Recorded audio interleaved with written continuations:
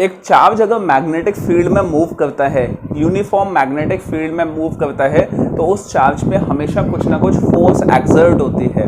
वो फोर्स कितनी होगी, उसका मैग्नीट्यूड क्या होगा, उस फोर्स का डायरेक्शन क्या होगा, बात की बात है। पहले समझते हैं कि उस पर फोर्स लग क्यों रही है, ऐसी क्या वजह है कि उस चार्ज पे फोर्स लग रही है। तो देखिए, आपने क्या किया, आपने दो मैग्नेट्स को रखे, बार मैग्नेट्स को रख के मैग्नेटिक फील्ड प्रोड्यूस कर दिया, और उस मैग्नेटिक फील्ड का फॉर एग्जांपल डायरेक्शन ये है। मैंने क्रॉस से डायरेक्शन शो किया है। क्या आपको आइडिया लग गया कि डायरेक्शन क्या है मैग्नेटिक फील्ड का? नहीं लगा तो लग जाना चाहिए था अभी तक आपको डायरेक्शन मैग्नेटिक फील्ड का, कि मैग्नेटिक फील्ड का डायरेक्शन क्या होगा। जब भी क्रॉस से हम शो करते हैं तो हम ये देखते हैं कि जो एरो होगा वो अंदर की तरफ जा रहा होगा। इसका मतलब यहाँ पे जो मैग्नेटिक फील्ड है वो क्या है, इनवर्ड डायरेक्शन में है, इनवर्ड मैग्नेटिक फील्ड। चलिए, इस तरह की मैग्नेटिक फील्ड में जब एक चार्ज को आप मूव करते हैं, फॉर एग्जांपल वो चार्ज इस डायरेक्शन में जा रहा है, इस डायरेक्शन में जा रहा है, इसका मतलब उसकी वेलोसिटी का डायरेक्शन क्या है, ये है। ये एक चार्ज है, उसकी वेलोसिटी का डायरेक्शन ये है। अब इस जाते हुए चार्ज पे कुछ फोर्स लगेगी। मैं ये नहीं बताने वाला कि फोर्स कितनी लगेगी, मतलब बताने वाला हूँ लेकिन थोड़ी देर में बताऊंगा। पहले तो ये देखेंगे कि इस पे फोर्स लग क्यों रही है। बिल्कुल सीधा सा जवाब है इस चीज़ का। वो फोर्स इसलिए लगेगी कि एक तो आपने यूनिफॉर्म मैग्नेटिक फील्ड पैदा कर दी, और दूसरा ये चार्ज मूव कर रहा है। अरे भाई, चार्ज अगर मूव कर रहा है तो वो अपनी मैग्नेटिक फील्ड भी तो बनाएगा। मूव करता हुआ चार्ज अपनी मैग्नेटिक फील्ड भी तो बनाएगा। चैप्टर का नाम ही है मूविंग चार्जेस एंड मैग्नेटिज्म। तो चार्ज अगर मूव करेगा तो मैग्नेटिज्म शो करेगा, तो इसका मतलब है ये मूविंग चार्जेस अपनी मैग्नेटिक फील्ड बनाएगा। अब ये जो चार्ज है जो अपनी मैग्नेटिक फील्ड बनाएगा, उस मैग्नेटिक फील्ड पे, मतलब इस वाले चार्ज की मैग्नेटिक फील्ड पे ये जो पहले से मैग्नेटिक फील्ड मौजूद है वो फोर्स लगाएगी। वापस से, पहले से जो मैग्नेटिक फील्ड मौजूद है वो मैग्नेटिक फील्ड इस चार्ज की मैग्नेटिक फील्ड पे कुछ इफेक्ट शो करने वाली है, कुछ इफेक्ट शो करेगी, जिसकी वजह से इसमें कुछ फोर्स लगेगी चार्ज पे। तो अगला क्वेश्चन ये है कि अगर ये पहले से मौजूद मैग्नेटिक फील्ड इस चार्ज की मैग्नेटिक फील्ड पे फोर्स इफेक्ट शो करेगी, तो क्या इस वाले चार्ज की मैग्नेटिक फील्ड जो पहले से मौजूद मैग्नेटिक फील्ड है उस पर इफेक्ट शो नहीं करेगी? करेगी भाई, लेकिन इसकी मैग्नेटिक फील्ड इसके रेस्पेक्ट में काफी कम होगी। क्या समझ में आ गई बात? क्या क्लियर हो गई? तो मैग्नेटिक फील्ड पे फोर्स एक्सर्ट कर रही हैं, इसलिए इस पे चार्ज पे कुछ फोर्स लगेगी। अब उस फोर्स की क्वांटिटी क्या होगी, वो फोर्स की वैल्यू क्या होगी, तो वो देखिए, force exerted by uniform magnetic field B on charge Q। ठीक है, टॉपिक का नाम ही है force on a moving charge due to magnetic field. अब देखिए, फोर्स किन किन फैक्टर्स पर डिपेंड करेगी, किन किन फैक्टर्स पर डिपेंड करेगी। तो सीधी सी बात है कि अगर यूनिफॉर्म मैग्नेटिक फील्ड की वजह से फोर्स लग रहा है तो डेफिनेट सी बात है ये फोर्स डिपेंड करेगी किस पे, मैग्नेटिक फील्ड पे। जितनी ज्यादा ये यूनिफॉर्म मैग्नेटिक फील्ड होगी उतनी ज्यादा फोर्स लगेगी। समझ में आ गई बात? दूसरा डिपेंड करेगी कि ये चार्ज कितना बड़ा है, चार्ज की क्वांटिटी कितनी ज्यादा है। चार्ज आपने 1 कूलम लिया तो कुछ फोर्स लगेगी, 2 कूलम लिया तो डबल फोर्स लगेगी। इसका मतलब force is directly proportional to charge. Third, force और किस पे डिपेंड करने वाली है? फोर्स डिपेंड करने वाली है इस चार्ज की वेलोसिटी पे। वेलोसिटी पे क्यों डिपेंड करने वाली है? क्योंकि जैसे जैसे चार्ज की वेलोसिटी बढ़ेगी वैसे वैसे चार्ज की खुद की मैग्नेटिक फील्ड बढ़ेगी। समझ में आ गई बात?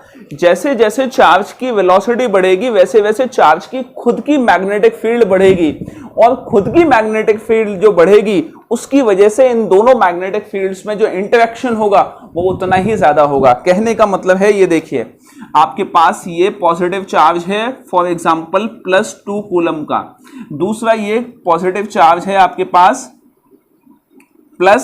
0.2 कूलम का, ठीक है, दोनों के बीच में कुछ फोर्स लग रही है, लेकिन अगर इस चार्ज को मैं बढ़ा के कर दूं 0.5 कूलम का तो चार्ज बढ़ गया, ठीक है। चार्ज अगर बढ़ गया तो उसकी वजह से क्या हुआ, मैग्नेटिक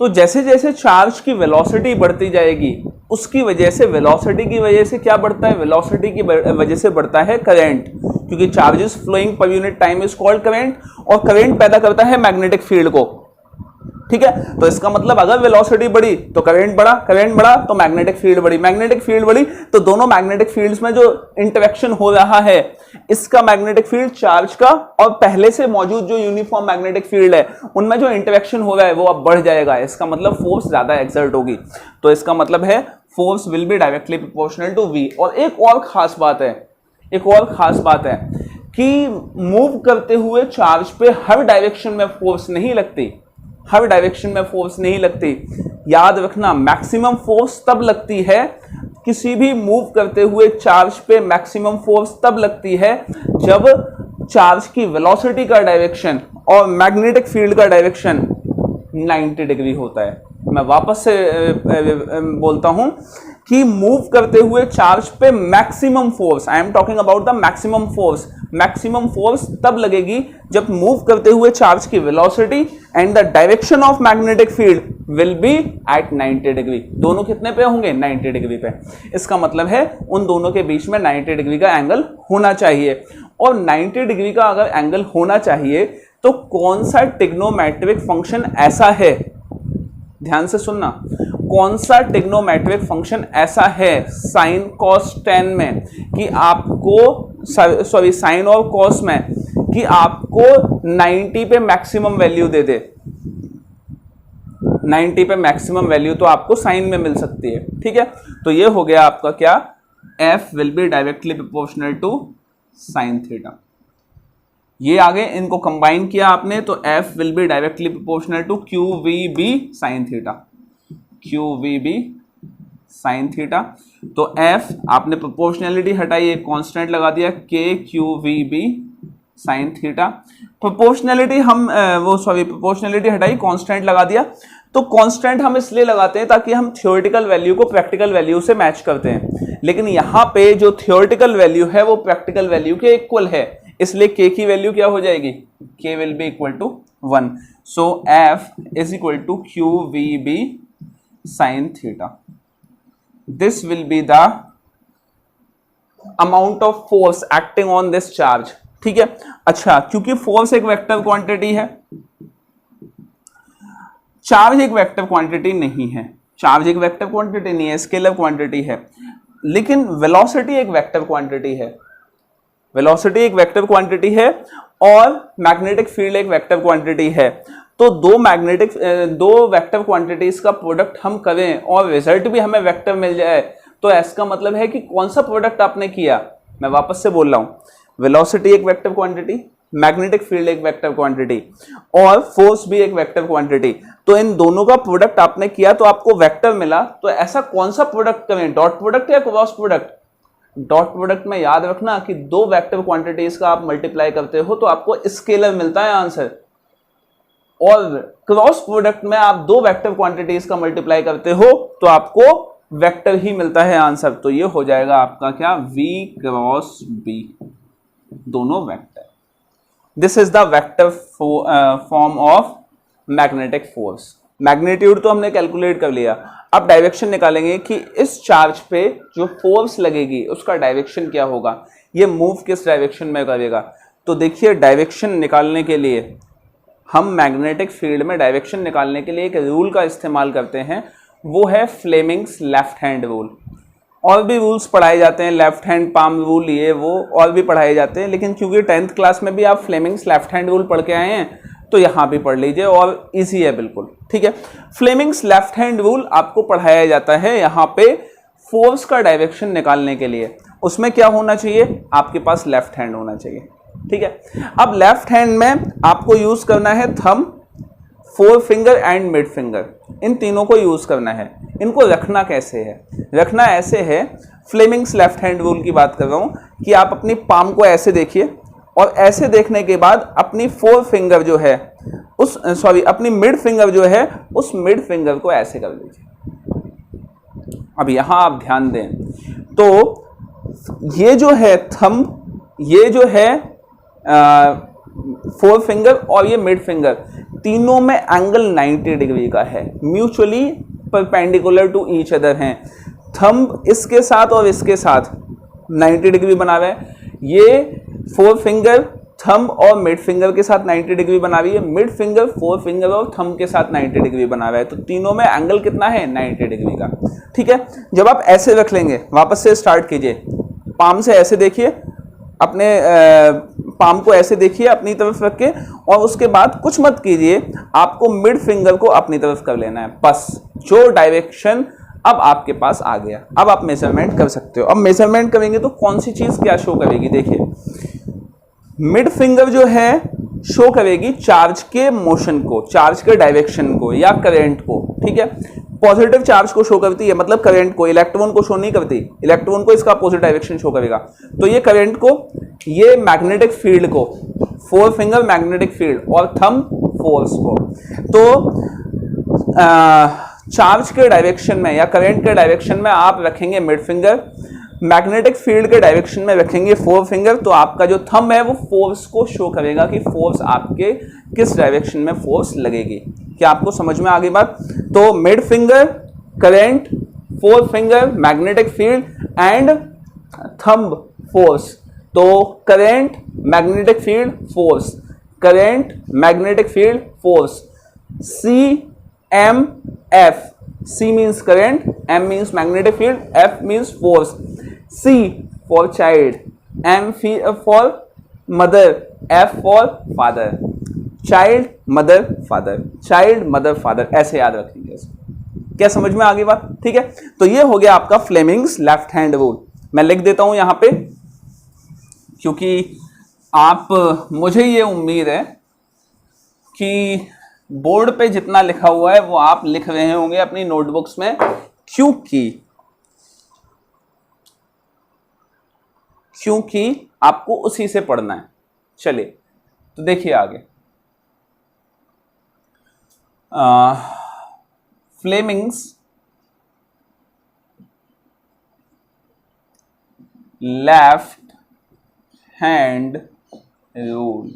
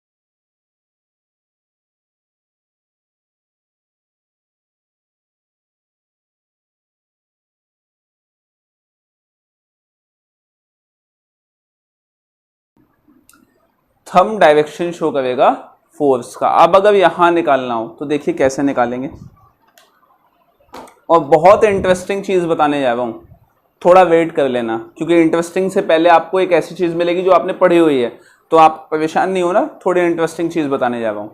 देखिए यहां पे फ्लेमिंग्स लेफ्ट हैंड रूल लगाएंगे। लगाने का क्या तरीका है, सबसे पहले तो अपने हस्त कमल को ऐसे रख लीजिए, मैग्नेटिक फील्ड के डायरेक्शन में फोर फिंगर रखिए, रख दी, ठीक है। उसके बाद चार्ज के डायरेक्शन में मिड फिंगर रखिए, हो गया, ठीक है। उसके बाद फोर्स का डायरेक्शन क्या, ये, तो फोर्स किधर लग रही है, इधर लग रही है, तो फोर्स का जो डायरेक्शन आपको मिला वो ऐसा मिला, इस तरफ। अब देखिए कोई भी चीज ऐसे मूव कर रही है स्पीड में, ठीक है, स्पीड में मूव करती हुई चीज पे आपने फोर्स लगाई, तो क्या वो परपेंडिकुलरली मुड़ जाएगी, नहीं, परपेंडिकुलरली नहीं मुड़ेगी, वो एक कर्व पाथ लेते हुए मुड़ेगी। ठीक है, तो ये जो चार्ज है वो इस तरह से मुड़ेगा। फिर अब ये चार्ज यहां पहुंच गया, तो यहां पे आपने फोर्स निकाली, मैग्नेटिक फील्ड का डायरेक्शन ये, मिड फिंगर इधर, फोर्स किधर लग रही है, इधर, मतलब इस वाले चार्ज पे अब इस तरफ फोर्स लगेगी, तो ये चार्ज इस तरह से रोटेट करने लग जाए, वो रिवॉल्व करने लग जाएगा मैग्नेटिक फील्ड में। क्या आपको समझ में आ गई बात? यहां पे ये चार्ज यहां से यहां पहुंचा तो फोर्स इधर लगी, उसके बाद ये चार्ज यहां पहुंचा तो मैग्नेटिक फील्ड अंदर, चार्ज का डायरेक्शन नीचे, फोर्स कहां लग रही है, इस तरफ, फोर्स का डायरेक्शन इधर लग रहा है, तो चार्ज वापस से कर्व पाथ लेता हुआ मुड़ जाएगा और ऐसे ही ये रिवॉल्व करने लग जाएगा। तो एक बहुत बड़ी स्पेशलिटी यहां मैग्नेटिक फील्ड की निकल के आती है। वो स्पेशलिटी क्या है कि जब मैग्नेटिक फील्ड चार्जेस पे फोर्स लगाती है तो उस फोर्स की वजह से चार्ज लीनियर मोशन नहीं करता। किसी भी चीज पे आप फोर्स लगा रहे हो तो चार्ज लीनियर मोशन करने लग जाएगा और उसमें एक्सेलरेशन आ जाएगा। लेकिन जब भी मैग्नेटिक फील्ड की वजह से फोर्स लगता है तो चार्ज लीनियर मोशन में, लीनियर डायरेक्शन में एक्सेलरेटर होने की बजाय वो रिवॉल्व करने लग जाता है, बल्कि उसका डायरेक्शन बदल जाता है। डिफरेंस यही है इलेक्ट्रिक फील्ड और मैग्नेटिक फील्ड में। तो देखिए, मैग्नेटिक फील्ड में और इलेक्ट्रिक फील्ड में, इलेक्ट्रिक फील्ड में, मैग्नेटिक फील्ड में अगर फोर्स लगती है तो चार्ज का डायरेक्शन बदल जाता है, तो changes the direction of force. ठीक है, दूसरा, do not changes the direction of force, ये चेंज नहीं करता। ठीक है, सॉरी, वन, दूसरा पहले दूसरा मैं यहां लिखूंगा, it provides linear acceleration to charge, charge को लीनियर एक्सेलरेशन देता है, फोर्स लगाए हो और लीनियर एक्सेलरेशन दे देगा। दूसरा मतलब पहला, इसमें मैग्नेटिक फील्ड में जब एक चार्ज रिवॉल्व कर रहा है तो उसके पास फिर लीनियर एक्सेलरेशन नहीं होता, एंगुलर एक्सेलरेशन होता है उसके पास। तो इट प्रोवाइड्स एंगुलर एक्सेलरेशन। क्या आपको समझ में आ गई बात? अब यहां मैग्नेटिक फील्ड का एक जादू देखने को मिलता है। वो जादू कैसा है कि फॉर एग्जांपल आपने मैग्नेटिक फील्ड क्रिएट की, तो यहां नॉर्थ पोल है, यहां साउथ पोल है, नॉर्थ साउथ, मतलब नॉर्थ से साउथ मैग्नेटिक फील्ड लाइन इस डायरेक्शन में जाएगी। ठीक है, इस डायरेक्शन में मैग्नेटिक फील्ड जा रही है, वहां से एक चार्ज आया चलता हुआ बीच में, तो चार्ज आया, तो चार्ज पे आपको निकालना है कि फोर्स कितनी होगी। तो चार्ज इस डायरेक्शन में आया तो आपने magnetic Fleming's left hand rule लगावे, तो मैग्नेटिक फील्ड का डायरेक्शन ये, चार्ज का डायरेक्शन ये, फोर्स कहाँ लगेगी, ऊपर की तरफ। तो ये चार्ज जो ऐसे आ रहा था उस पर फोर्स कहाँ लगने लगी, ऊपर की तरफ। अब कमाल की बात यह है कि इस चार्ज की बजाय अगर मैं वायर रख दूं यहाँ पे जिसमें करंट इस डायरेक्शन में फ्लो हो रहा है, तो वो वायर क्या फोर्स लगने की वजह से उठ जाएगा हवा में। यही कॉन्सेप्ट है जिस पे इलेक्ट्रोमैग्नेटिक ट्रेन्स मूव करती हैं। मैग्नेटिक फील्ड लगा दिया जाता है, उनमें नीचे करंट फ्लो करवाया जाता है, जिसकी वजह से वो हवा में रहती हैं trains. This is the magic of magnetic force. ये मैग्नेटिक फोर्स का मैजिक है। क्या आपको समझ में आ गई बात?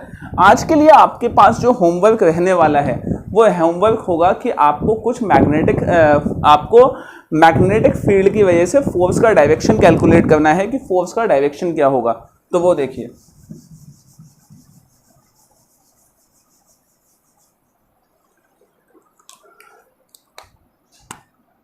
वन, देखिए मैग्नेटिक फील्ड रेड से बना रहा हूं, मैग्नेटिक फील्ड, ये मैग्नेटिक फील्ड हो गई, ये हो गई चार्ज, ये हो गया आई। आपको निकालना है फोर्स का डायरेक्शन। दूसरा, मैग्नेटिक फील्ड का डायरेक्शन, और ये हो गया करंट का डायरेक्शन। 3,